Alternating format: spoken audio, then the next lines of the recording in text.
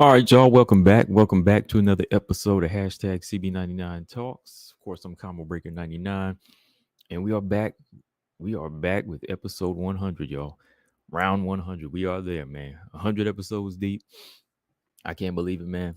Been doing this for a little over 2 years now. Didn't ever think I would get to 100 episodes. I mean, just been so busy taking care of things, and just didn't know that people would want to be listening to the show like this. So I was like, what point will I find something else to do? You know what I mean? I was just kind of like, oh man, like, okay, started off with 30. I was kind of like, okay, are people listening? Okay, we got some people listening, but now 40, 50, 60, on to 100 now. So yeah, man, back again, back for round 100. Since this was a special episode in a way, I didn't just want to rush and do it. It's been like 2 weeks since the last episode, but I've been kind of busy. And I said, you know what? I want to do something a little different. Not too different, but just definitely wanted to take my time with this one just to give you all a quality show. So I took a couple of weeks and just said, I want to sit back and talk some WMMA in general, talk about some of the fights from this past weekend and also just talk about why I like WMMA and why I still talk about it.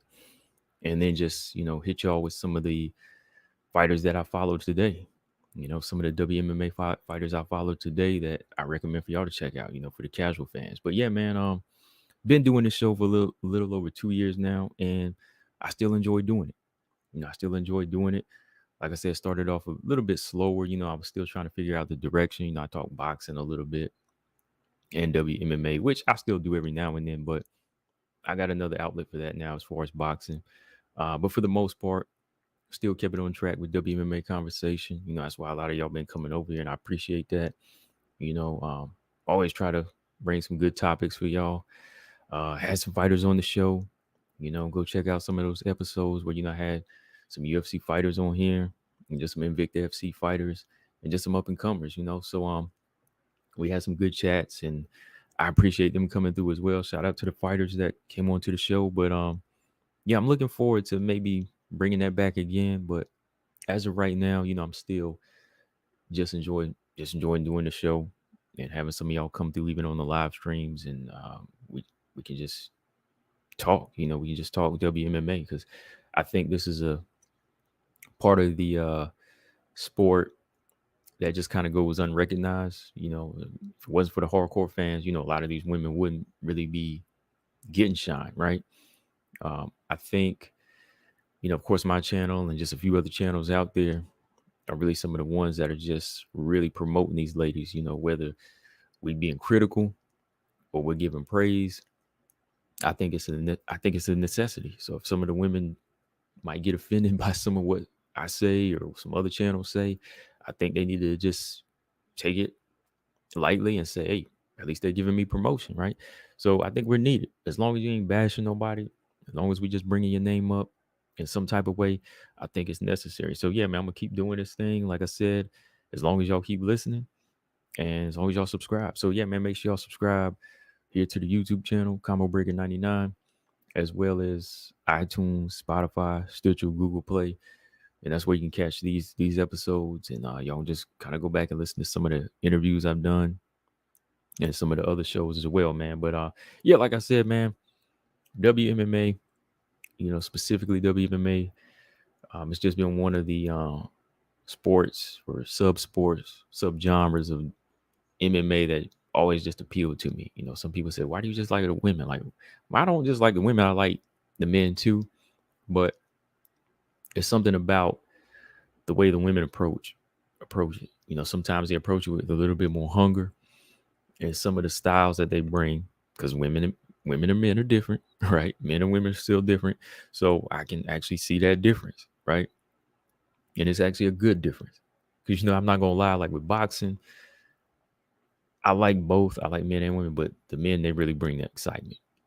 Technical skills, the barn burners, all of that, but with WMMA, I think the women, they fight just as hard, but it's almost like in a different light. Like for some reason, just watching how they want to make this big statement and go in there and prove that they're just as good, against other women. I think something about that just excites me. I don't know what it is, but I just really appreciate what they do. You know what I mean? Um, so yeah, that's one of the reasons I got into it. Like I said, I've been watching it for a minute, since before Strike Force, when it was just like some underground grit. Just watching it on tapes where these local, like, local promoters was just putting out women fighting. I think some of these women were just coming out of the gym, off the street, and they were performing. So it goes way back, man. Almost like 15, I say almost 17, 18 years now. You know what I mean? Like, so whenever Strike Force came along, started, you know, getting into that. Uh, Everybody from Marlos Conan to Gina Carano, Caitlin Young, fighters I already talked about over here. A lot of these women, I followed a lot of them from the jump. You know, Even when I was going back to school for a little while, in the midst of doing homework, I was just searching the web, just searching the web for like fights, and I came across Invicta. I can't even remember like how I fully came across Invicta, but I remember just tuning into it. I can't even remember how I was watching it. If it was like a pay-per-view stream back then, it was just on some other type of platforms. I don't even think it was YouTube, but I remember pulling up the cards at night and just watching them. Like, I remember the first card, the Invicta FC1 card, and yeah, I can't remember. I was like watching it one night, just watching all the different fighters on there. I remember Edian Gomez, Vanessa Porto, all these fighters. Matter of fact, let me go ahead and pull up one here, because I kind of want to go back here. Let me see. Invicta FC had both all those Conan and Chris Cyborg fights too, as well, right? So that was something I was able to tune into back then. Which was, I want to say, what, over 10 years now, right? Yeah, the first card for Invicta FC was, let's see, Marlos Conan was the headliner. I want to say, hold on now. Yep, Marlos Conan and Romy Rusin. All right, so that goes all the way back to 2012, 10 years ago. Um, Jessica Panay was on there, Liz Carmouche, and one of the fights that really, really put WMMA on the map for me was on this card. That was Leslie Smith and Caitlin Young. That was a oh man, that was an action-packed fight. It turned out to be a draw, but it was a great fight, man. These two, they really came to put it down. I was already, like I said, following Caitlin Young and seeing her bring forth this action into this organization against, another blood and guts warrior like Leslie Smith. It was just, it was fire, man. It was a fire card that night. Sarah DeLeo, all of them women, Ashley Cummins. Then, on the later card, you started getting fighters like Carla Esparza, Alexis Davis, Amanda Nunes, Rose, Beck, Tisha, JoJo. And that's where I, first really started following MMA career of fighters like JoJo. You know what I mean? So seeing her come on the map and put it down, and just seeing the strawweight division as a whole back then, it was exciting to me.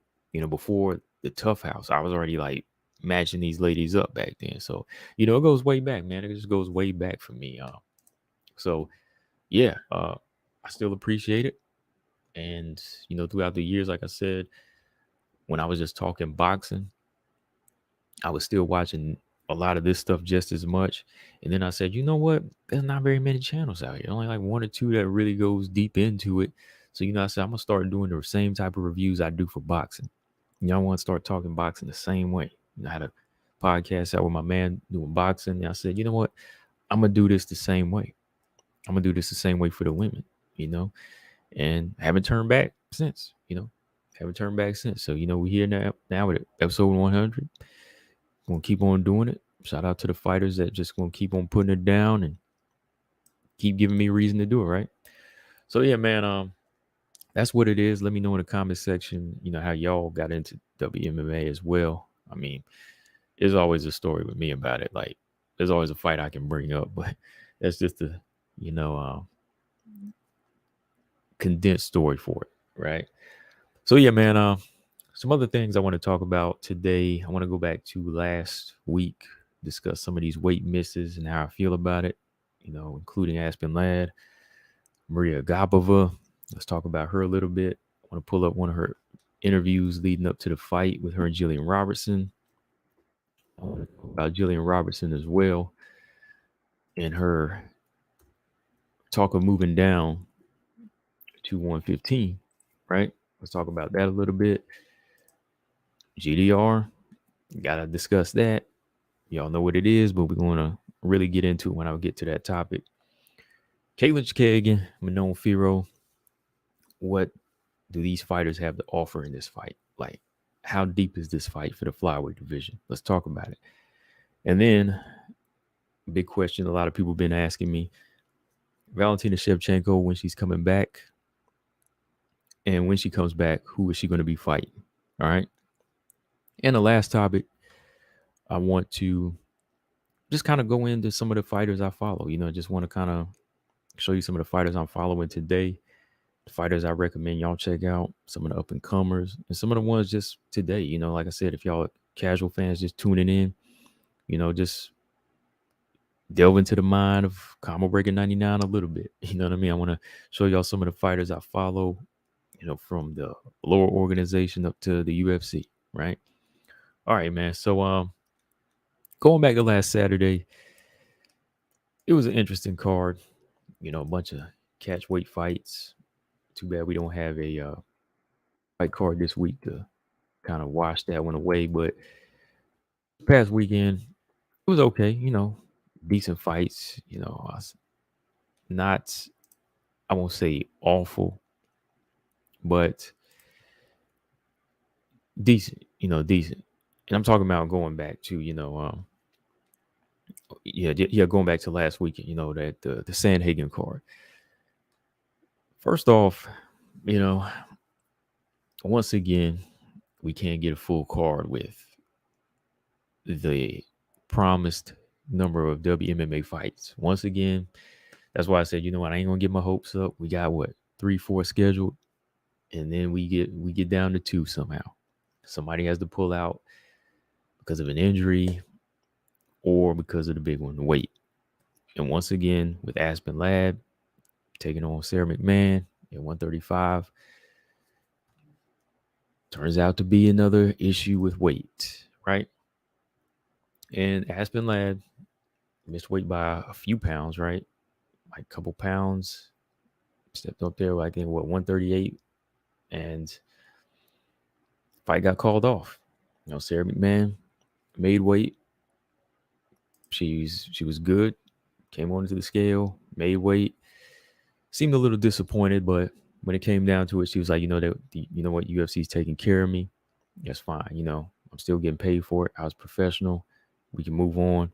Hopefully she can come back to the octagon. So, it's one thing to be taken care of, but still you want that release. You want that chance to climb the ladder, right? As for Aspen Ladd, man, like I said, she done missed weight like so many times. Going back to, I think, Invicta FC. Like I said, following her there when she was a flyweight. And there was a time when she had trouble making flyweight. Now she's having trouble making bantamweight. I think it might be a discipline thing. Like I said, she might just need to move up to 145, but it could just be a discipline thing with her too. Like maybe she could make 135, but I think it's up to the UFC now to just go ahead and put that 145 division on lock. I'm not going to really, like I said, go into it anymore about the division, but I will just keep bringing that up here and there because that's the only logic I see. Because on the card before that, you had Macy Chiasson come in at 140. Irene accepted the fight, but I think even though it was at a catch weight, Macy Chiasson still was killing herself to make that weight. So even though she couldn't fully make 135 and stopped at 140, I think it still affected her performance, because you could see that she was having success in that fight against Irene, and I think that, the trimming of the weight, And the long miles that she's running, the sweating and the burning of the fat, cutting all this water weight, I think it really does make the body sensitive, down to the chin. B Hop said it before, Bernard Hopkins. He said, like, when Roy Jones shedded 25 pounds down to light heavyweight from heavyweight, it'll mess with your body. So from there, your chin won't be the same, or body. It'll make it more sensitive. So I think the same thing could be like for Amanda Ebos too, shedding down on 115. So we'll see about her. But I think that happens with Macy Chiasson and for other fighters as well. So I think moving forward, for Dana, he just needs to lock in a 145-pound division. Get the women that are having trouble making 135, get them to secure their spot at 145, lock in a ranking, and we can go from there. Hey, Bellator got a top 7 now. They don't even have 10, so they could do the same thing here. Grab Stoyarenko, Chandler, Ladd, Chiasson, Nunes, Dumont, Holly Holm, and maybe GDR when she returns. We'll talk about her though. That's 8 right there. That's 8 right there that would want to fight at bantamweight. Heck, even Kelly Berry might want to do it one day, as big as she is, So you got 8 or 9 women right there.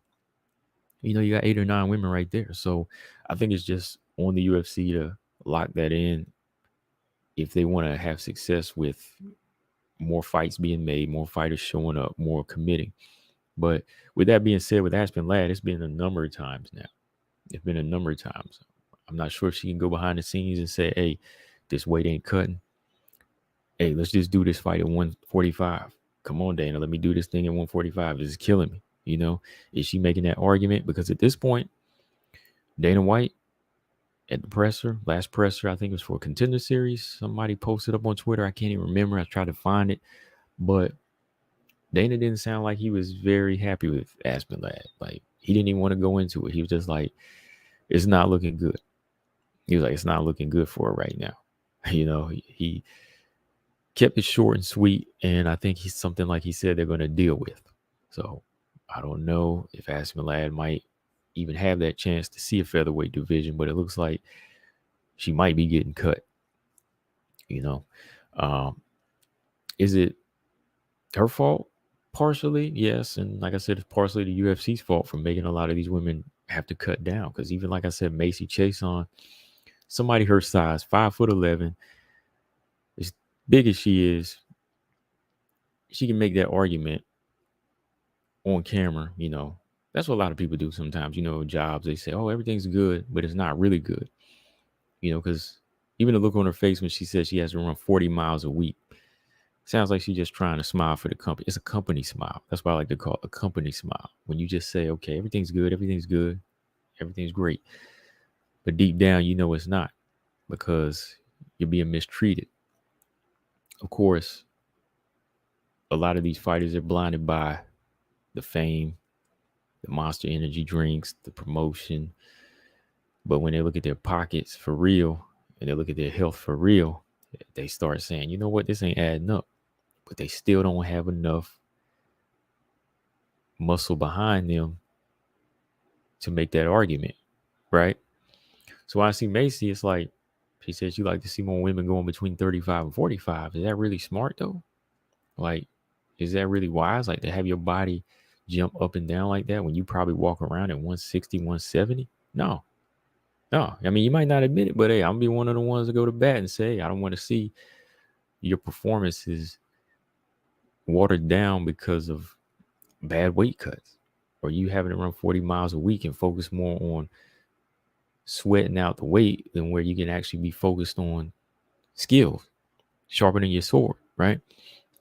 So I think it's just a situation now where I think they're exempt, but for Aspen Ladd, she might be in a position right now where, yeah, they might be thinking of cutting her, but it should have been on her to make that argument that, hey, featherweight is necessary at this point. Featherweight is necessary for us. That's, thicker. We have this weight that comes on our bodies because we're different than men. It comes down to it comes down to the wire for us. We're nearly dying here. We're shedding this weight and killing our kidneys, right? So I think it's on them to just kind of speak up to at this point. Hey, I can only do so much, you know, and mine doesn't even add up to what they could do. That's how I see it, you know. But we'll see even with Stoyanenko, Chelsea Chandler.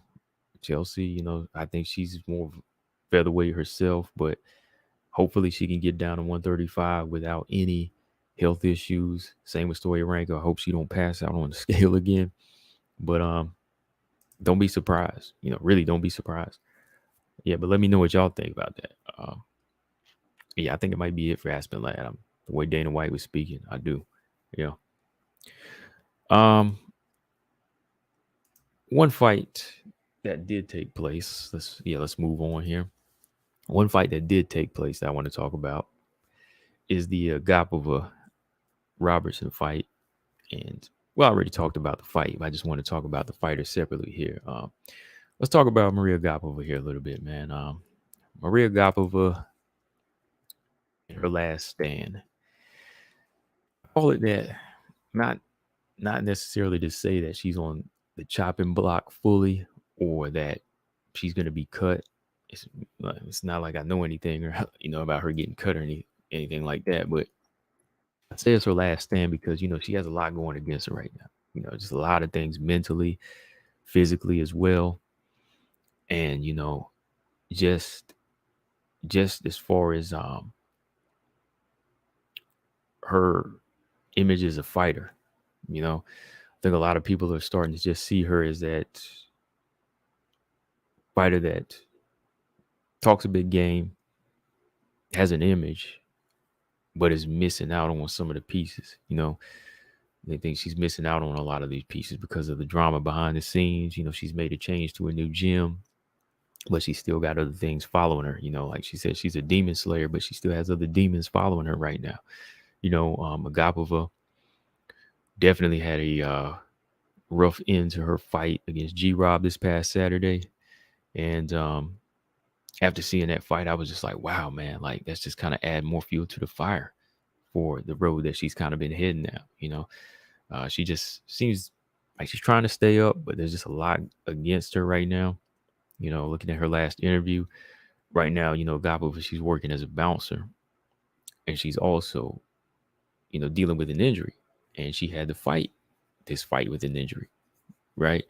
And I don't think she was really making excuses. I'm one to go on record here for Agapova and say I don't think she was trying to make excuses. She's just letting people know that she couldn't afford surgery because she's said it in the past. I used to talk to her in the past, and she said she had a rough time paying for certain things. Financial issues, and this is probably just one of those things. Where she's trying to make ends meet, and she wanted to show up for a fight, and she said, to do this, hey, I got to fight through even this serious injury I have. But let me pull up the interview here and we can talk about it. So let's see. Agapova to fight injured because she can't afford to pay for surgery. So this was before the fight. And honestly, to me, she did well. She did well for somebody that was injured, even in that first round.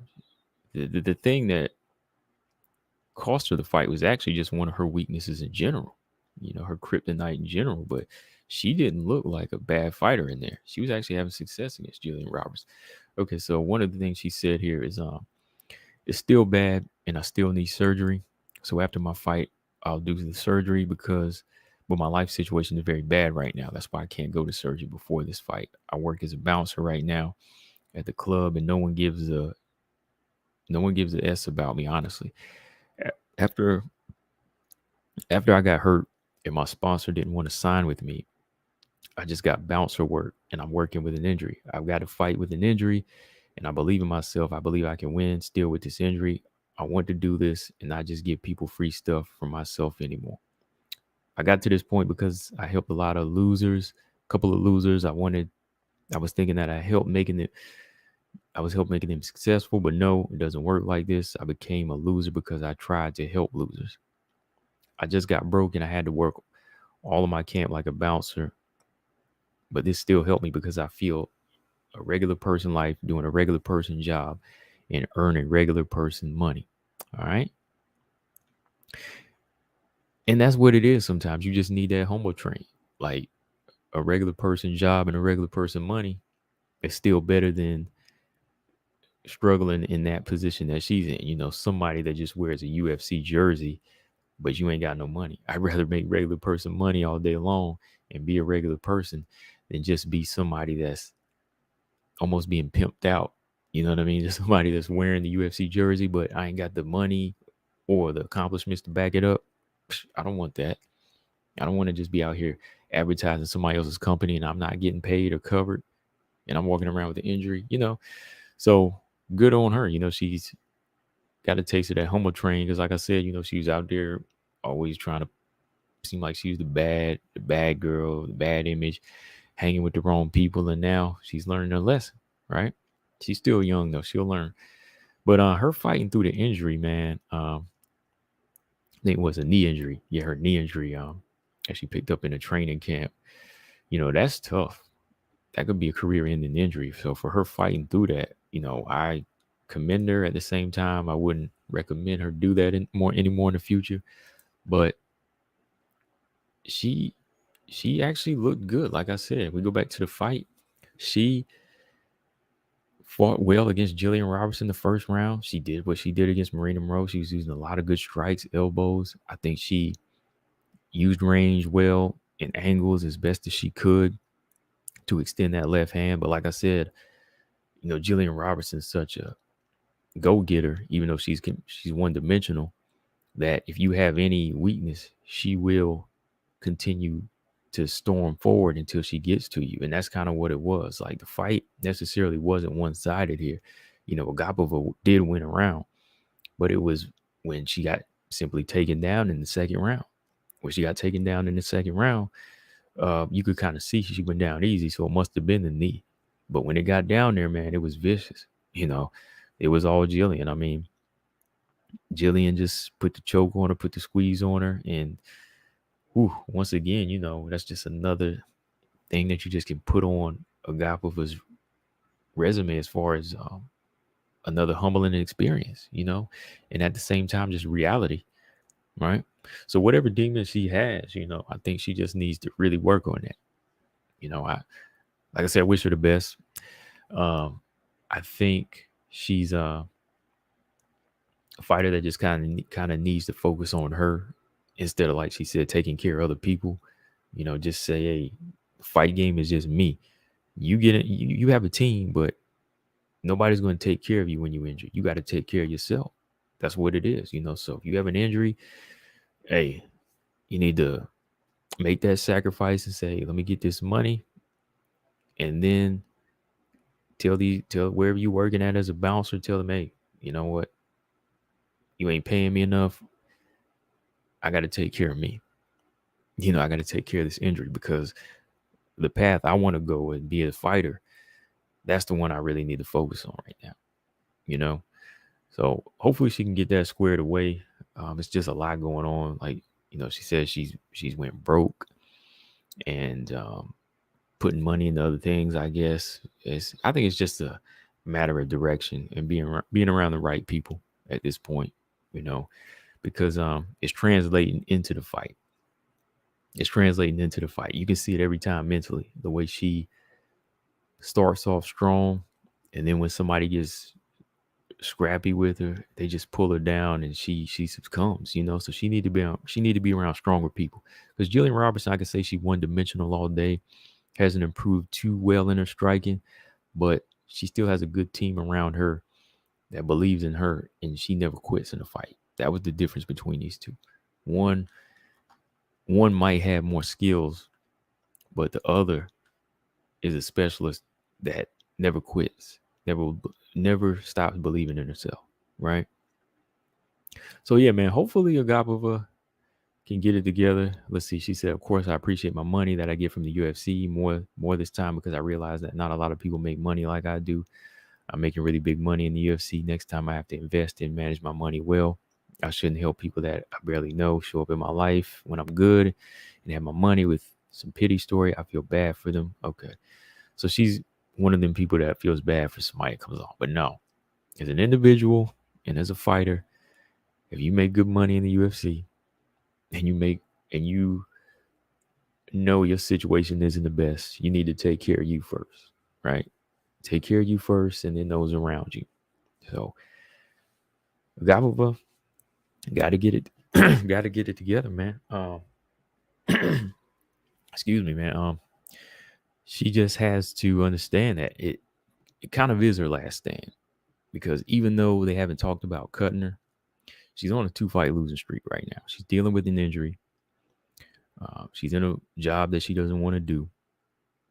So she needs to get with some people that can guide her, put her back on the right track, and keep it moving. Keep it moving in the UFC.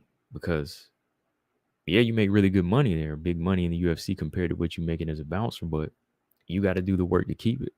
And that's where you got to cut certain things off, cut certain people off, cut certain, jobs that are mistreating you off, all of that. All of that. Sacrifices have to be made. And like I said, there's only so sorry I can feel for a lot of people. I mean, when you have the resources around you, you have to take advantage. But if you start getting overconfident and start feeling yourself and you just think it's always going to be there, it's hard to feel sorry for a person like that. Not saying that's her situation, but that's just how I think sometimes. It's like you're surrounded by a lot of good sources, sponsors. All you need to do is stay sharp, keep your mind sharp, keep it on the game, or it will be your last stand. Okay. So yeah, Agapova, get it together, keep it moving, start winning. That's the number one thing you got to do is start winning. And that's the only way you're going to keep that money coming at this point. All right. So let's jump to her opponent from Saturday night real quick. Jillian Robertson. Shout out to Jillian Robertson. Vicious RNC from Jillian Robertson. Once again, I mean, Molly McCann, Priscilla Cachoeira, and now Agapova. Like I said, Jillian Robertson doesn't have the greatest stand-up, but doesn't even have the greatest takedowns, but it's how she takes you down. It's how she wears on you if you let her wear on you, right? And she seems to have success with it at 125 against certain type of opponents, but it's only gotten her so far because she's still unranked. She didn't just break a 2-fight losing streak, right? Because she beat Cachoeira, lost to JJ Aldridge, and now she beat Agapova. So there's a certain level of fighters. If you look at the pattern, certain level of fighters that she can beat, right? So if you study that pattern, I can kind of see why the talk of strawweight probably came up for her, right? So she said this, look, when they asked when she wanted to return to the octagon, she said, I heard there's a card December 3rd in Orlando, Florida. I think that's supposed to be like the first card in Orlando or first card in Florida, I think. I think it is. Correct me if I'm wrong. She said, I never fought in the UFC in Florida yet. So that ain't the first card. No, so sorry. I was thinking of something else. Definitely not the first card. She said, I never fought in the UFC in Florida yet. So that'd be an awesome opportunity.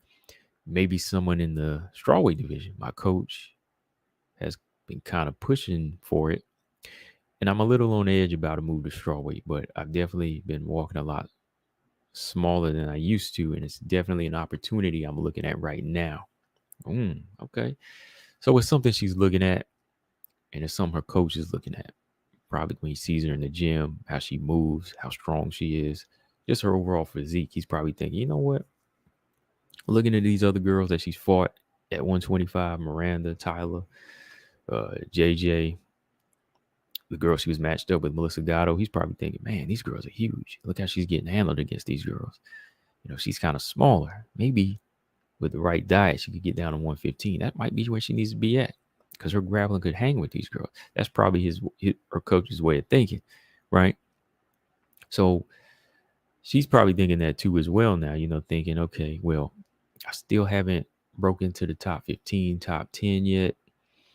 And yeah, if you look at my pattern here, this is a strong grappler heavy division. And if I don't have the physical strength to hang with these girls, it could be it could just be the same thing over and over. I could beat this level, the Agapovas, the Molly McCanns, the Cash Wearers, but I can't beat these bigger, stronger, well-rounded fighters, you know? So thinking of that, she probably would want to take a chance, right? At 115. So my thoughts on that, well, for one, I don't necessarily think with Jillian Robertson, it fully is a size thing. I don't think it's fully like a size thing with her. I think it might be more of a strength and skill thing. I think it's a strength and skill issue more than a size issue. Because Jillian Robertson, let me see here, compared to some of these girls, even like JJ Aldrich, they're not that big, but they're still not that small. Like Jillian is 5'5". It's pretty tall for her. That's a good size, good height. I know her frame is not that big, but think about it. If she was able to put more well-rounded skills together, like she's a little taller than Miranda Maverick. I know Miranda Maverick's a little thicker. She's a little bit more built. She's muscular, physically strong too. But imagine if Jillian Robertson put that type of strength together. Maybe not that type of muscle if she can't, but if she started fighting with more of that type of pace of becoming more physical strength based, adding more strength into her workouts and building that type of muscle, she'd have more success. I think so. But if they're just moving forward, looking at her physique now and how she moves, 115 would probably look good to them. At 115, how would she fare? It's hard to say because we don't know how the weight cut would be, right? I know she says she's walking around smaller, so it might not be as tough. But when you think about it, remember now, I always say this in these videos about these divisions.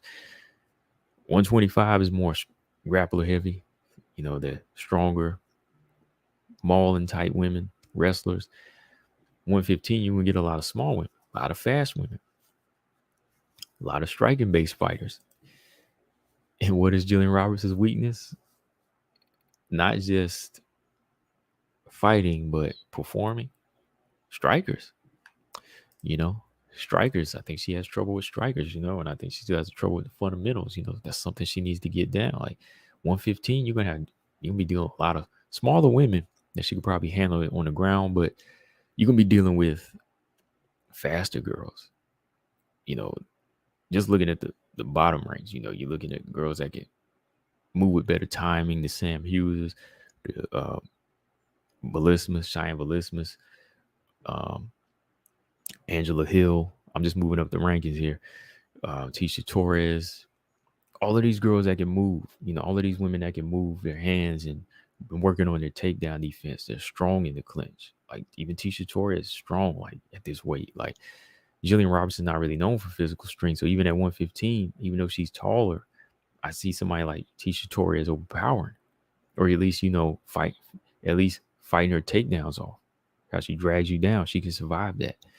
Going back to Angela Hill, strong now. Like she's looking stronger. And her striking is no joke. You know what I mean? Like you could pull on her all day now, but with those tie clinches and the way she's able to turn now, she's been working on that in her training. Her jab is on point. When she lets her hands go, just think about that. And then they're gone. You know what I mean? They move. They're quick. So that's something Jillian Robertson has to think about. Like moving down to 115.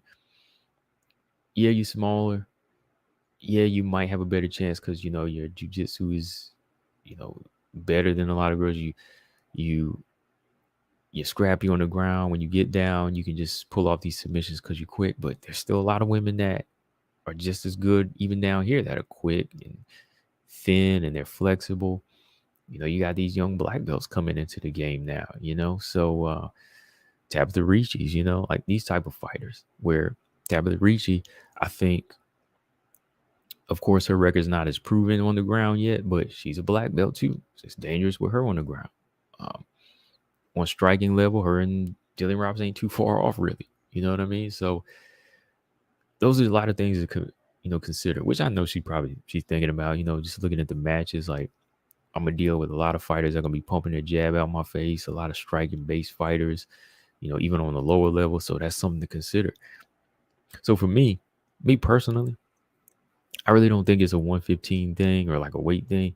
I think if she polished her hands up, committed more to the jab, committed more to her kicks, like she should have in this fight, even like some of the head kicks she was throwing out, she was just kind of throwing a lot of head kicks out. A lot of head kicks, tossing them up, but they really weren't on the mark. I think if she starts committing to that stuff, she's going to become more dangerous, a lot more dangerous, because some of these fighters out here, they can't handle this type of well-roundedness if you have it.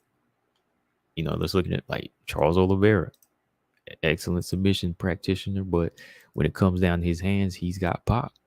He's got some pop. He can put punches together. So I'm thinking like Jillian needs to go up under somebody's wing like Oliveira and learn how to commit to hands, throw your opponents off. Like if you're not really good at your wrestling and pulling fighters down, start committing more to kicks, punches.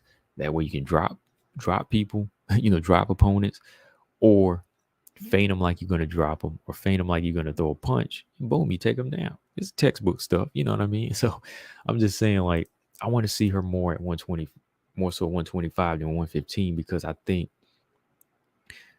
if she puts those elements together,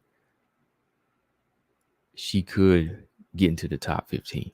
The hands, the kicks, the wrestling. When she puts those three things in there, she could make top 15. I don't want to see 115 as just like an out, because this is the level of skill she's on, right? I don't want to see Jillian Robertson say, okay, this is my basic skill level, and I don't think it's going to compete at 125, so let's go to 115 and use it here.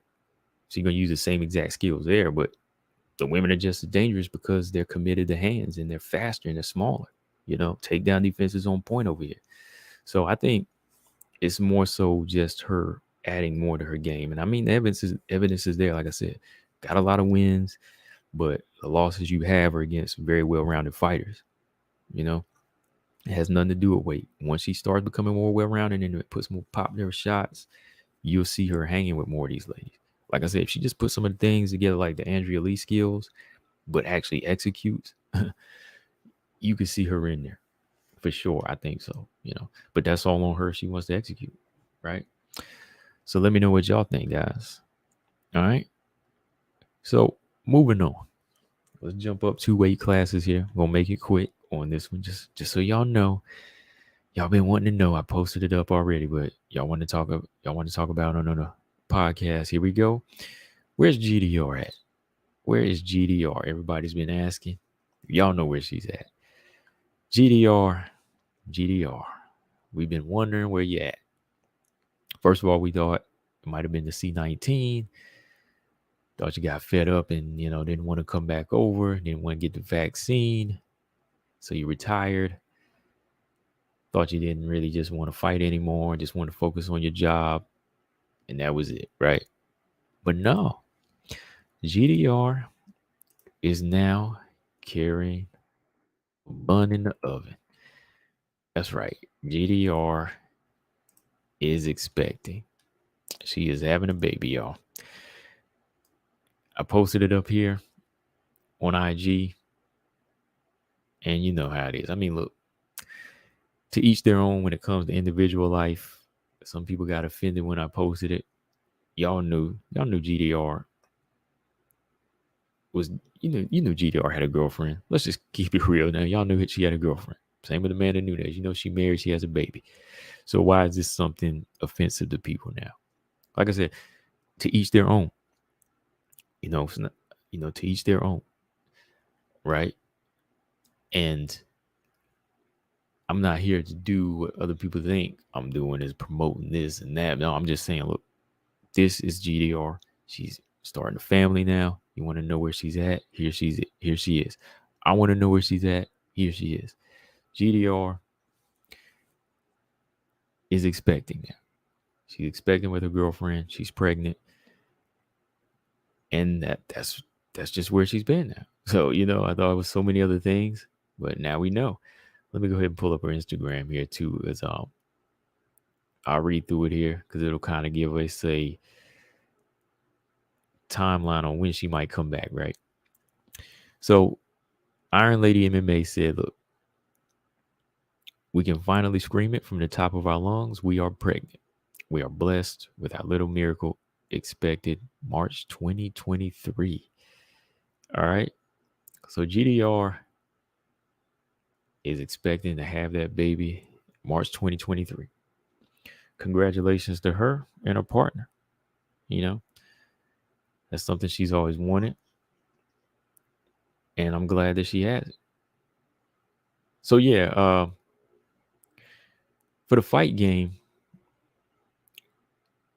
that definitely means that GDR is not coming back summer 2023. Maybe the end of 2023 at best, but she's gonna be taking some time off now. She's gonna be taking that time off because unlike Nunes, I think going by the picture that you see on IG, she's carrying the baby. Nina Ansaroff carried the baby in Nunes' relationship, so Nunes can come back anytime. But GDR is gonna be carrying, and it's expected in March. So having the baby in March, taking some time off, mental break, physical break, combine that with finding an opponent and training, probably won't see GDR until late next year, winter of 2023, or maybe the next year. But it's time for it now. It's time. She's at the age where, she does have a career. She's already won a belt.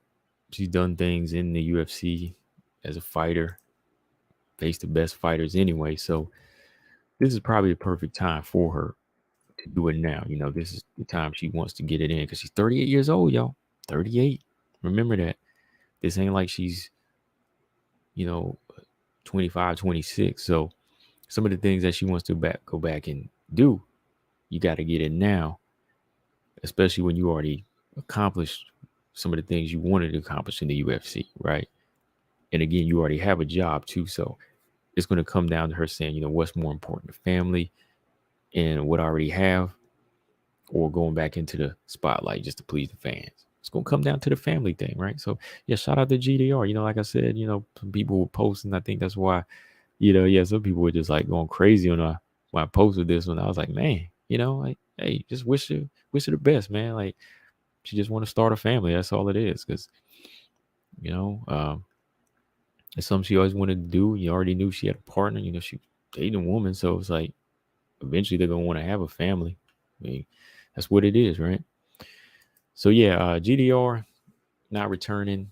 Guess we won't be getting the Sarah McMahon fight anytime soon, and we won't get my classic fantasy matchup anytime soon. GDR versus Valentina Shevchenko, right? That ain't happening anytime soon. But hey, it's all good. Congrats to the Iron Lady. All right. Okay. Let's jump on this fight here. Y'all know what it is. All right. We over here promoting this fight.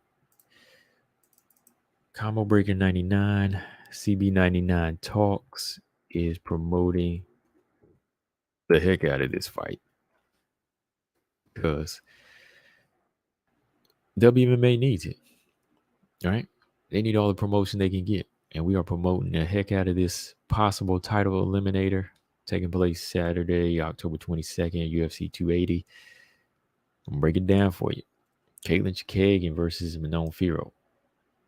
Not breaking the whole fight down now, but I just want to get into it again with y'all. We can talk about it because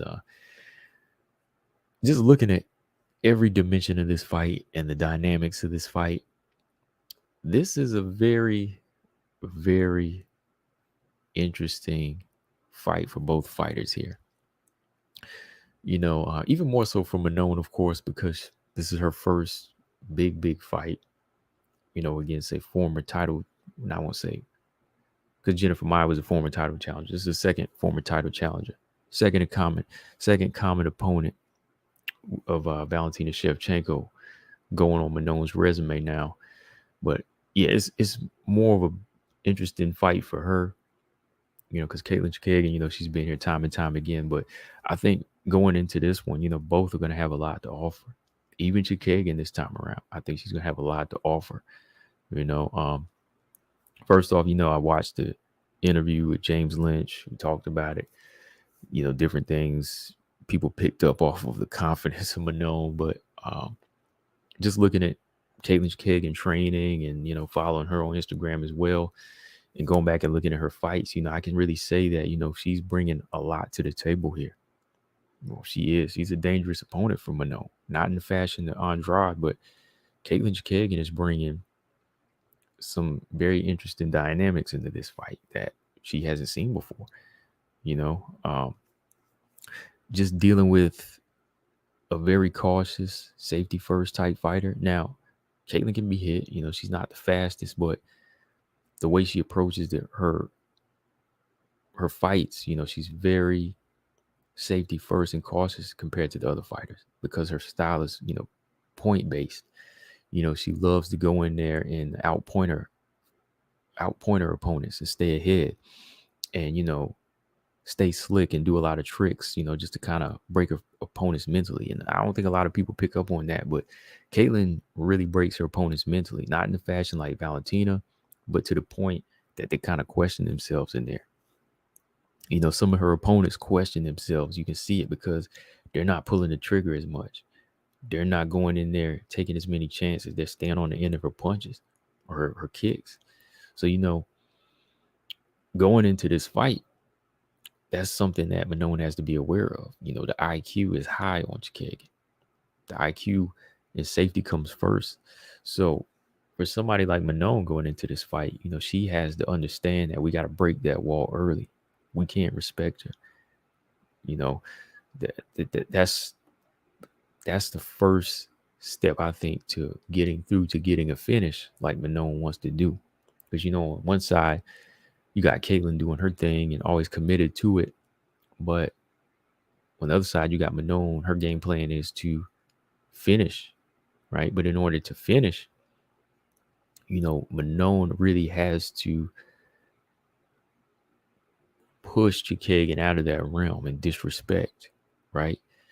And I say that and I press that more because there's really no danger of being knocked out with Chookagian, right? In only the high level pound for pound fighters understood that task, like Shevchenko and Andrade. They knew Chookagian couldn't hurt him. They see the fast hands, they saw the angles. They said, you know what? Forget all that. I'm imposing my will. And for Manon to step into that realm, she's got to be the imposer that she has been in her early fights, early on. Don't go in there with your chin out, but you've got to go in there with the game plan to say, I can stand with this girl. I can close distance. I can push this woman back and she can't push me back.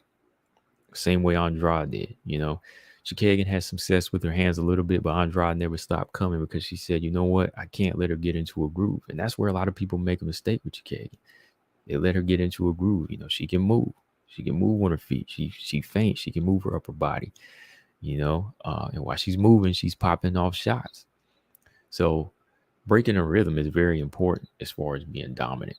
Never let your opponent get into any type of rhythm. To be dominant, if you invade their territory, you can't give them time to set up their bombs and their guns. You have to push forward your tanks and everything that you believe is better. Manon says her cardio and her physical strength is better. You're powerful. You're more powerful. Well, let's see it. You got to go in there and tank this girl. You got to go in there and make every shot count, but not waste it. Timing is important in this fight. Same way Valentine would catch with a spinning back fist when they take it to the ground. When she was in that guard,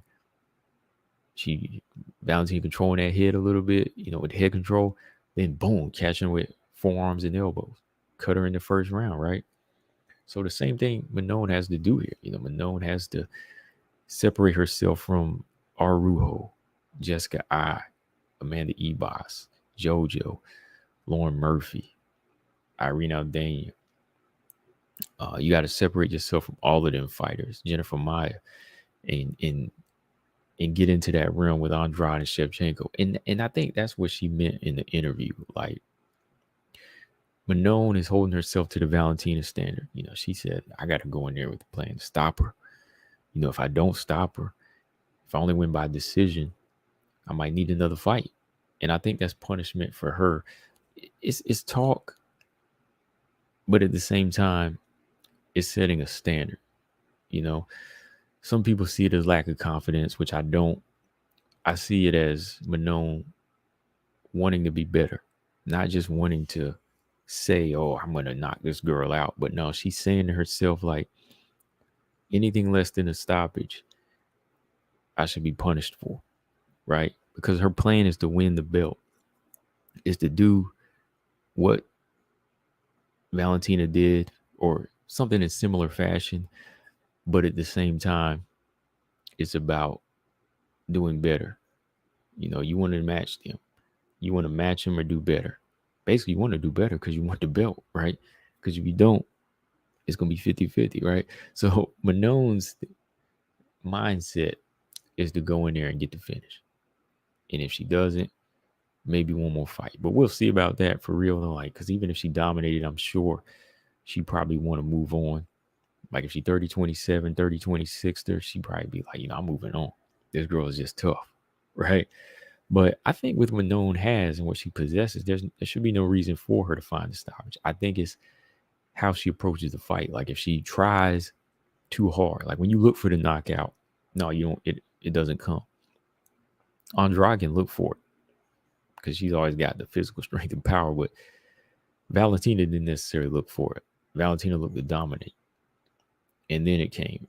She broke her down. So that same thing can be said for Manon. Look for it, and it'll come to you. So, yeah, this fight offers a lot of dimensions. That's why I'm just talking about it till it happens. We're going to talk about it. I'll do my full-on keys to victory for it somewhere, next week or something. But, yeah, Manon has her plans, but, you can't count Katlyn Chookagian out. Katlyn has a lot to offer in this fight. She's number one contender on a 4-fight win streak. I can't remember who it was in the chat. They said she was the Robert Whitaker of the division right now, which she kind of is. She just never had the belt, but she will lose to the champ and move on and go on these win streaks. Yeah, but right now, yeah, this is a good win streak. She's on 4-fight win streak since Andrade lost 2 years ago. She lost to Andrade. She beat Calvillo, Arujo, Jennifer Maia second time. Close fight with Ebos. So, yeah, she's racking wins up, man. So, if she wins this, whether you like it or not, Katlyn might get another title shot. That's 5 in a row for her. That'll be 5 in a row for her. And you got to give her credit. She fought 4 times in 2020 as well. So, Chookagian's, she's a busy bee. I mean, not just in the hands, but just in general, man. She's definitely one of my favorite fighters as well. But I just want to see Manon pull this off because, Manon is a beast right now. And I want to see new blood. So when it comes down to picking, got to ride with Manon. But if Chookagian was to win, I wouldn't be surprised. I really wouldn't, Well, what do y'all think, man? A lot to offer from both fighters, like I said. There's just so much going on here with Chookagian that could offset Manon and make her look bad. We've seen it in the past, but I think Manon has it, though. If I'm thinking right, Manon should be able to go in there and beat a beast and do what Ebos did times 10. All right? So, yeah, so many things to talk about with this one, but it'll just always have to be, in another video, I'll go on and on about this fight, right? Anything else that needs to be said for now? No, man, Chookagian's just, Chookagian's just Chookagian. And when you let Chookagian be Chookagian, that's when she wins. So when you go in there, you just have to stop all rhythm, stop all chances of her work rate, go in her, be in her chest, work the body, and be aggressive on her because she's a point fighter.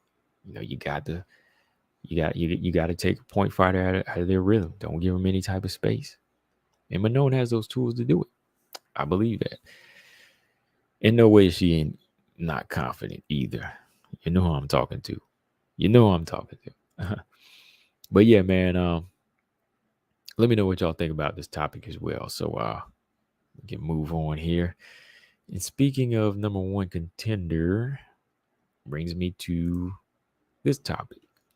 As some folks asked me about this specific this specific question came up a few times, and I've been meaning to get around to it. I probably already have a video recorded by now, but let's do it in this podcast episode. So a few of y'all asked me, when is Valentina Shevchenko coming back? When does it seem like she's coming back? And if she does, who will it be? Right? Well, first off, we got to look at the timeline of the fighters. Who's fighting, who's going to be ready, who's not ready, and who's left. Who's left in the division, right? Who's left for her to take on? All of this has to be considered. So, number one question: when will Valentina return to the cage, and who will it be? Well, first off, unfortunately, I don't think the Bullet's coming back this year. The Bullet is not coming back this year. I don't think so. She won't be making a comeback in November or December. So scratch that. All y'all Bullet fans, no. Ain't coming back in November, December. Her return is probably going to be no later or no earlier than February or March. Why? Well, let's look at the rankings right now. I mean, let me go ahead and pull up the rankings, and we can look at it, because February or March is what it's looking like. You can say Valentina's ready now, but who's ready for her? Looking at the rankings 1 through 8, Jennifer Maia's already been beaten. Manon is number 7, and she has a fight coming up in October. Number 6 is Viviane Araújo, fight in October with Grasso, who's number 5. Jessica Andrade, no. Lauren Murphy, no. Tyler's a no. Caitlin's taken against Manon. So the Tylers, the Laurens, the Andrades, they're not even lined up to fight anymore. Santos, injured, just fought Valentina. Valentina already stated that fight's not going to happen, right? And with the injury that Tyler Santos suffered, there's no way she's coming back in December. Right? Same with Lauren Murphy. She's not ready for a title shot again. Andrade, she's still wondering what. She's coming off an injury herself. She had to pull out of the Manon fight. So that leaves the 4 fighters. Caitlin taking on Manon, Alexa, and Viviane, right? So with those 4 fighters, 1, 5, 6, and 7, they're all lined up in October. There's no way they're going to be prepared for Valentina in November, December. This is a tough fight for all 4 of these ladies, right? Araújo, Grasso, whoever wins the fight will not come back 1 month later in a championship fight, or 2 months later in a championship fight after they done fought against one of the best in the flyweight division. Whoever wins that Grasso Araújo fight, they're not coming back 2 months later or the next month. I'm gonna fight Valentina in 2 or 3 weeks. What kind of sense does that make? Same with Chookagian and Manon. Chookagian may not be the hardest hitter, but she's a mentally draining fighter. So do you think Manon or Chookagian's gonna say, "Oh yeah, I'm ready for the title in 2-3 weeks, or end of this year? Let's cap it off. Let me get 1.5 a week of training in for the best fighter in the world," right? So no way, man. Like, just look at the top 10, top 7 right now. There's no way that they're going to be prepared to fight Valentina at the end of this year, even if she wanted to come back. And I don't think she wants to come back bad enough to fight Lauren or Santos or Andrade again. So even in her mindset, she's already got it. Like, you know what? I'm going to wait. I'm cool. Just give me time to chill. I probably won't be back till spring, February or March. And that works out. That works out well, right? Gives everybody a chance to fully train for whoever it is. Now, who will it be? Who will it be? It's kind of hard to say. It really is, even if you look at going by the rankings. I mean, it's hard to say because I'm thinking Chookagian versus Manon winner. But with Grasso and Araújo being a main event now, which let me pull that up. Let me pull that up for y'all real quick. Araújo, Grasso is a main event for October 15th, the week before the Manon Chookagian fight. It's a 5-round main event. So with that fight being a 5-round main event, it kind of looks like a setup to see who gets the title shot. I'm just being honest. It really does. It's a 5-round fight, and they're pushing this as a headliner with 2 new faces that Valentina hasn't seen versus the Manon Chookagian fight. That was a 50-50, right? Because Chookagian's been there, Manon is new. But this one's 100% new. This one's 100% new for Valentina. So I think they're kind of pushing this one because this one is a week before as well. But I think it's really going to come down to who looks the best out of their win, out of this fight and that fight. Now, on paper, that's what it looks like to me. Promotion-wise, it looks kind of like this is what they want to push, Grasso or Araujo, because Grasso's a little bit more popular. Araujo's a new face, and she's got some dangerous things going for her. That would be interesting in a Valentina fight, right? So look at it in that perspective. They may be 5 and 6, but the other fight makes more sense because it's Manon taking on Chookagian, who's number 1. That's for the number 1 contender fight. Chookagian's already on a 4-fight win streak, right? One more for her should give her a rematch. And if Manon can beat the number 1, that's considered a title eliminator, right? So either one of those, it's going to come down to, I think, politics more so, money and attraction. That's what it's going to come down to, how they're going to decide, I think. And if Manon's word holds any weight, like if she does decision Chookagian in a fashion that she doesn't like, and she wants one more fight, then that'll kind of guarantee Grasso or Araujo the winner, right? That'll guarantee the winner of that fight the title shot. So a lot of things to kind of consider here. Valentina's going to have at least 2 to choose from here. She'll have 2 to choose from. But like I said, I can't rush Valentina back, or think she's trying to chill, like some people were saying, because she's not that type of fighter. Remember, she just started off fast because it was a brand new division. Everybody was fresh and they were lined up. So you just go down the list. But eventually, when you knock off all the people, it's going to slow down, right? And you're going to have to wait for the next fighters that, establish themselves, right? So there's going to be that period. You go to one, when you knock off 1 through 6 or 1 through 7, you got to wait for the division to make its transition until something new grows, right?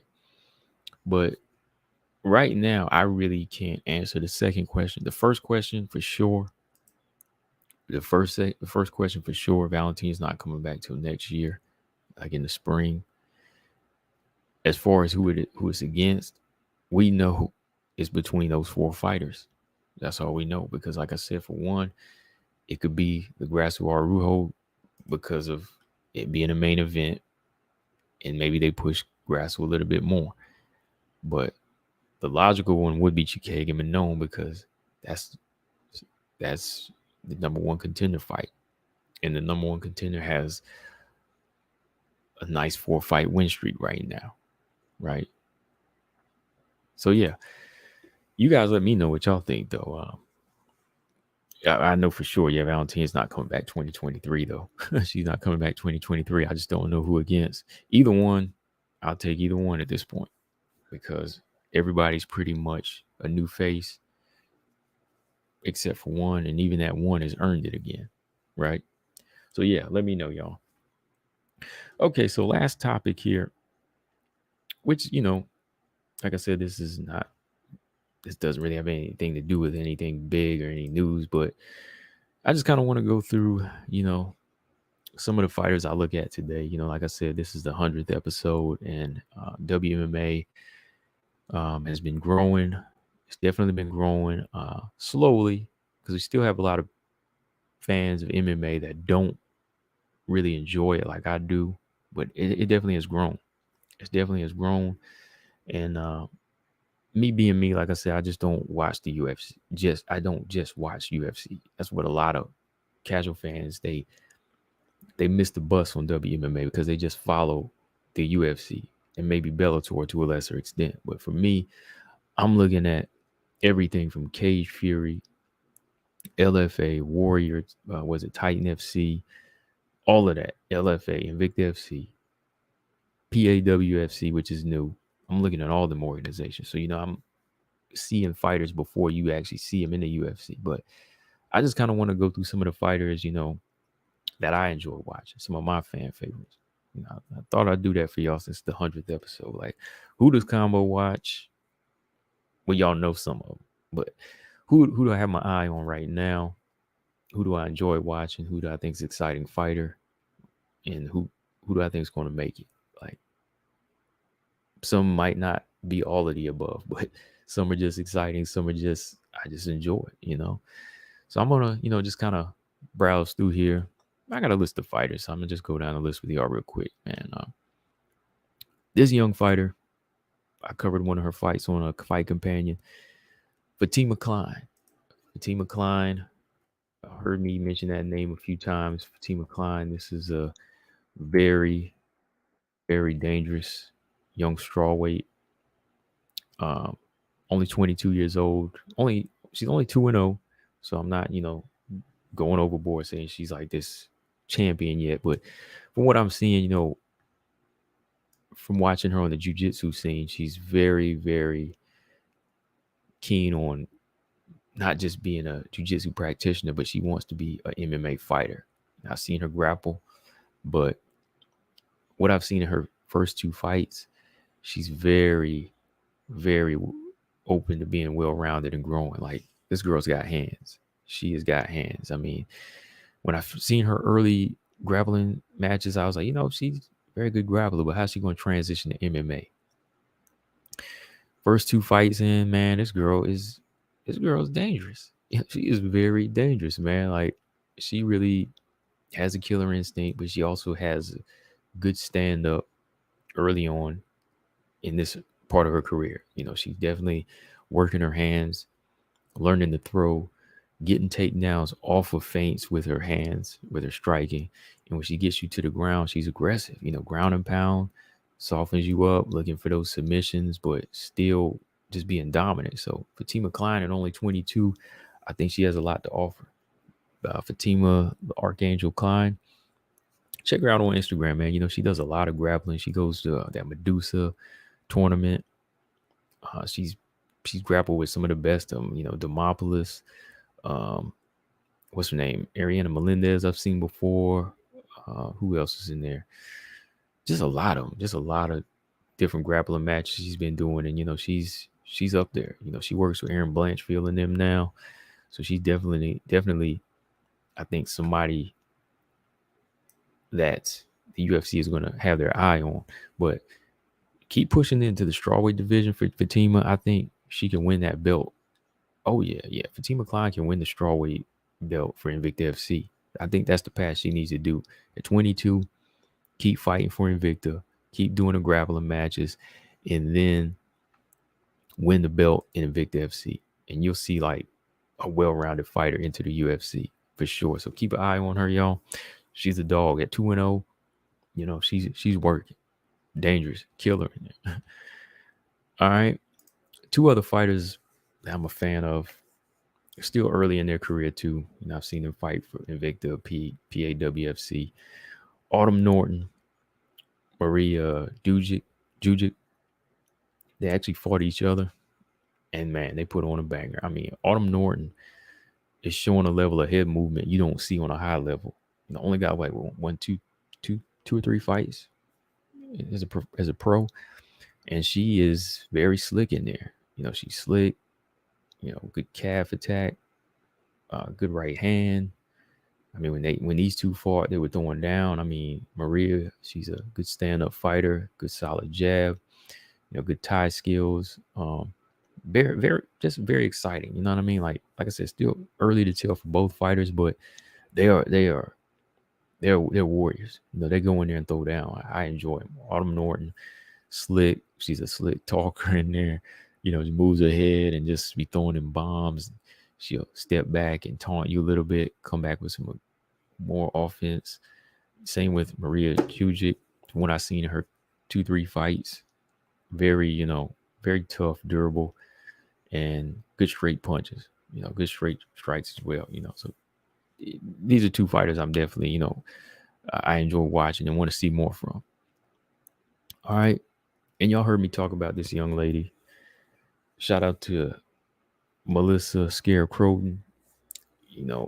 Saw her hit the scene last year. It was like a year or two ago. I seen her fight for, I think it was like Titan FC. Did some videos on her, about a year ago. And I was watching her back then, man. And I was like, you know what? This girl's got something, as a strawweight, she's, excuse me, not strawweight, bantamweight. As a bantamweight, she seems to be bringing some well-rounded tools here. And that was just last year. But seeing her attack PAWFC the way she did and win that belt, and the approach she took to win the bantamweight belt, I was impressed. I mean, we could talk about the level of competition, but just look at how she approached it. Like, you don't even see like a lot of pros. I mean, high-level fighters approach the way she did, where they mix up their striking. You know what I mean? Like, the punch selection, the kick selection is always different. The feints are there. The range is there, not just getting carried away throwing bombs. Like, she'll fight behind a jab, fight behind a body kick, and then mix it up. Boom, boom. You don't know what's coming. So Melissa Croton, at 31, I think, she's bringing some very good skills to the game. And with this belt, the PAWFC, we'll see if she defends it. But if not, there's always, at 4-1, there's always room for growth at Invicta FC. Ooh, her and Tanisha Tennant, that would be a fight for the bantamweight belt. That would be crazy, man. Yeah, but Melissa Croton got size to her too. She's 5'10", kind of wide, big legs. She's powerful kicks, 70-inch reach, and like I said, she's 4-1. But technically, I think she's 5-0 because, much like Tanisha, there was a fight that didn't go her way. It was a split decision win, like I said, like last year, because I covered that fight. It was like Titan FC. And, I reached out to her. I was like, I thought you won that fight. We talked. She hit me back. Shout out to Melissa. She follows me now on IG. I follow her.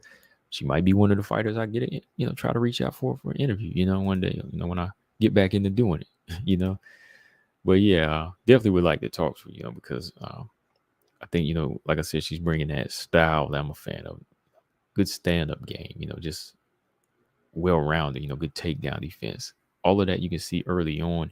Of course, we'll see how it transitions to better competition. But I like to see her in Invicta FC, and I like to see her fight Olga Rubin. I like to see her get that common opponent with Tisha and see what happens there, Yeah, I like to see, Melissa Croton versus Olga Rubin in Invicta FC, or versus Serena De Jesus. That's a good fight. Yeah. But speaking of the Invicta FC champion, Tanisha Tennant, this is another fan. This is another fighter I'm a fan of. Tanisha Tennant. Another prime, another prime technical fighter. I've been talking about over here for a while now, and y'all know how I feel about her. She's 5-1. Also in her 30s, like Melissa Croton, she's 33, and I think she brings a lot to the table. I think that she brings patience, technique, discipline. And some people might think that's boring. Like, they think that with Valentina Shevchenko. But, I think Tanisha Tennant, has a lot to offer to one day be in the UFC. With the UFC still not signing her, I think it's a blessing because she can still take time to grow here in Invicta FC. Defended her belt a few months back. It was a close fight.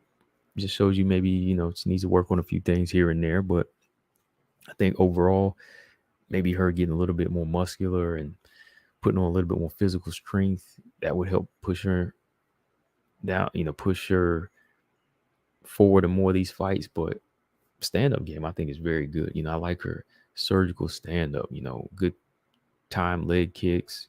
Some of these shots don't look hard, but they're very precise with her. The body shot she landed on Olga Rubin, the jab she's throwing, the leg kick she's landing on Danielle Wolf. She does a lot of damage. People just don't understand because they want to see knockouts. But this girl has a very underappreciated style, man. Like, I just don't understand. It's a very good style. Like I said, I love breaking these fights down, man. Like, people don't understand Caitlin Chookagian. I like, Caitlin Chookagian is another good fighter. You just got to really understand what they're doing in there. Stop looking for blood and knockouts. But, Tanisha Tennant, I think she'd be a nice addition to the UFC for bantamweight.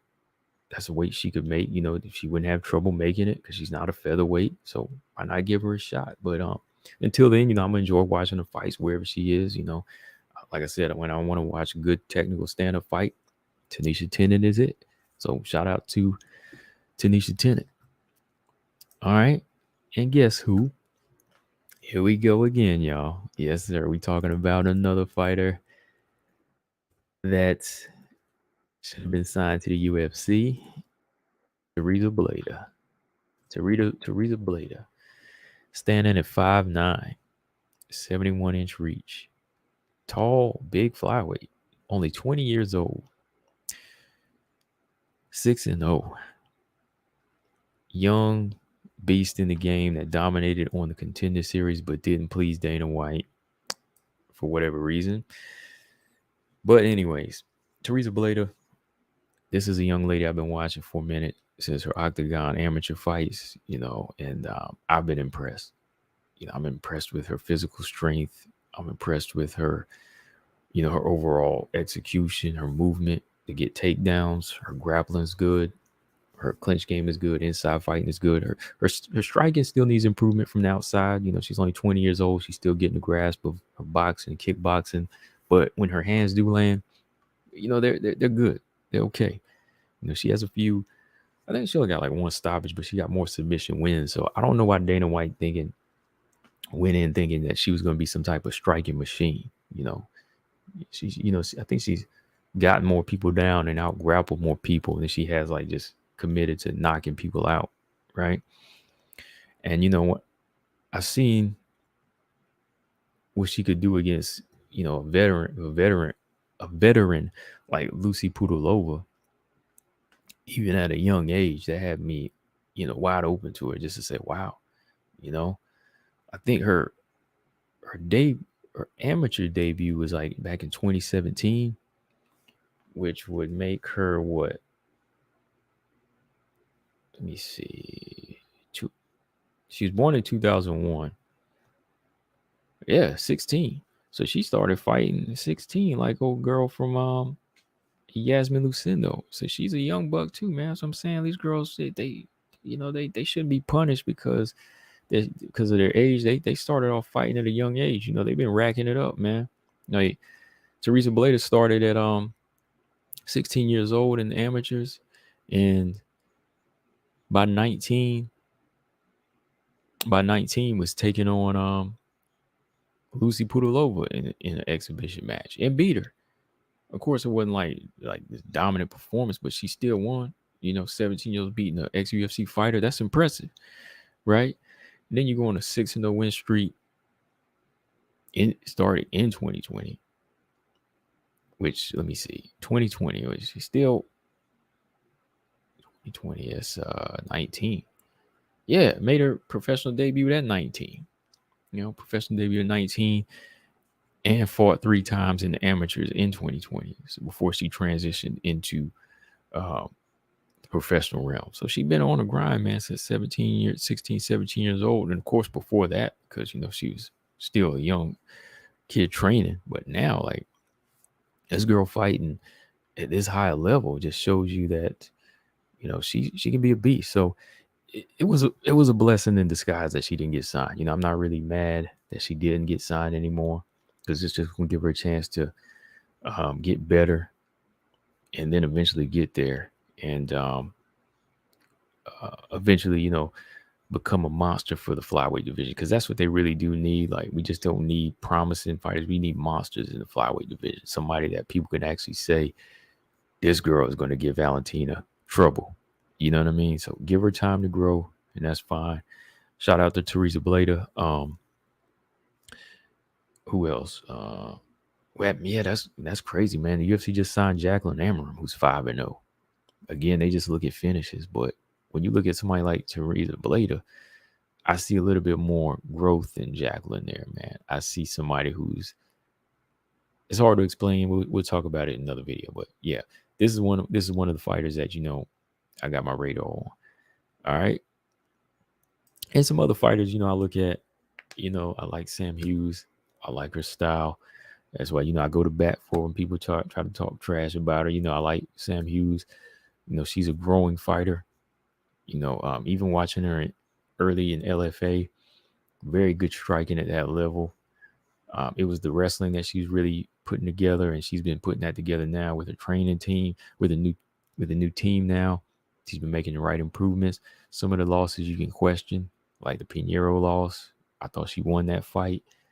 Loma Labubny, that was a fight where she started picking up her rhythm in. She lost it, but you saw she started picking her rhythm in that fight, right? And she beat Estela Nunes and Elise Reed. So people are kind of knocking her, but because of the resume. But if you look at it and analyze it, Sam Hughes is a good fighter. That's why I've been breaking it down, telling people, look, Sam Hughes is a good fighter. I see something in her. She's a fighter that if you put it together, she'll be one that'll break into the top 10 with one of those like Cinderella stories, like, oh, had a rough start, and then boom, here she is, because she learned on the job, she improved, and just got better. She just said, okay, this is what I got to do. If I got to change teams, I'm going to change teams. That's what it is. So, Sam Hughes getting better with her wrestling. It's looking good, especially when she used it on Elise Reed. Ground and pound is good. Her straight strikes are on point. Y'all got to go back and look at that Demopoulos fight. The Estela Nunes fight. Her straight punches are good. It's just all about letting it go. And I think moving forward for Sam Hughes, pump that jab out, cut these girls up. Your jab is one of the best on this level. Got the good right hand. Got to let these hands go. So Sam Hughes, definitely one I've been looking at for 2 years. Just exciting, like I said, whether they have a belt or not. There's something about him I like. And yeah, look at the resume. People think, okay, you lost your first 3 fights. She ain't nothing, but look at the fashion how she lost. Did she really lose to Lugana Pinheiro? Did she really get dominated by Loma Labubny? Not at all, man. Just go back and look. Tisha fight, that's different. Tisha, she's the veteran, so that's an excuse. We can give her a pass for that. But the other ones, I said, look, she did well in them. She did well. Definitely looking forward to the next fight here against Pierre Rodriguez. So yeah, shout out to Sam Hughes too, man. Fighter I look at, Brittany Cloudy, just all these fighters out here, that's putting on exciting matches, win or lose, whatever the ranks are. And as long as they're working hard and they respect the sport, right? So yeah, and y'all know my big fighters I look at, the UFC fighters, exciting fighters I like in the UFC. The Marina Rodriguez's, Manone's, of course, Tyler's, Zhang Weili, Andrade, all of them fighters, Aaron Blanchfield, all of them fighters. If they working and they expect to grind, most of the ones that move in silence, like these 4, I like the trash talkers too, but if y'all look at most of the fighters I'm following, notice that they don't talk a lot. Notice they move in silence. Notice that they speak with action. All right. Notice that it's about action with these fighters like Marina, Manone, Tyler, Weili. They don't do a lot of talk. Don't talk a bunch of trash. It's translated through their hands and their actions. So yeah, y'all know these are just some of the fighters I enjoy watching. So yeah, man. Yeah, definitely. These are the fighters that keep me loving the sport of WMMA. And that's what it is. But let me know in the comment section who y'all like, man. This is just me. This is mine, man. Going down that list again. You see them. You see them. Be on the lookout for Fatima Klein, Autumn Norton, Maria Jujic, Melissa Croden, Tanisha Tennant, Teresa Blader, like I said, Sam Hughes. And y'all know these 4, right? So yeah, man, that's about it for me, guys. Been on here for about 90 minutes. Like I said, this was the 100th episode, so I want to do something special for y'all.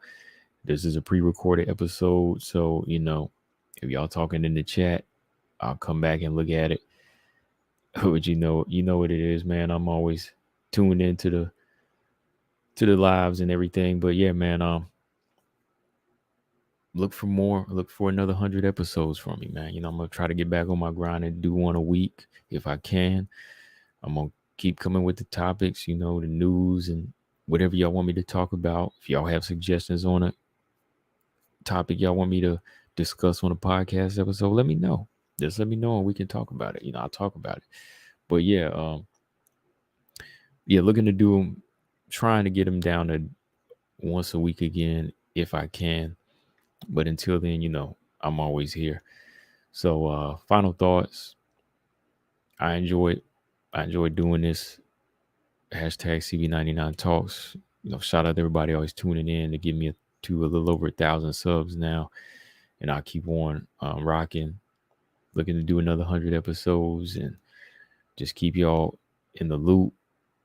And yeah, like I said, I'll consider getting fighters back on again. It's like I said, it's by choice. I'll consider doing interviews again.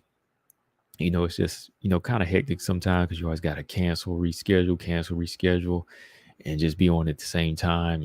And, my schedule be off sometimes. So we'll see. We'll try to do something though. The fighters I'm more cool with and I communicate with, we can kind of get on the same page. So you might get them fighters again. But yeah, that's it, guys. Like always, subscribe to the channel, Combo Breaker 99. Subscribe to the show, iTunes, Spotify, Stitcher, Google Play. Tuned in and all of that. And yeah, like always, let me know what y'all think about what I discussed today. And keep on coming back, guys. Combo Breaker 99. Happy 100. I'm out. Subscribe. Peace.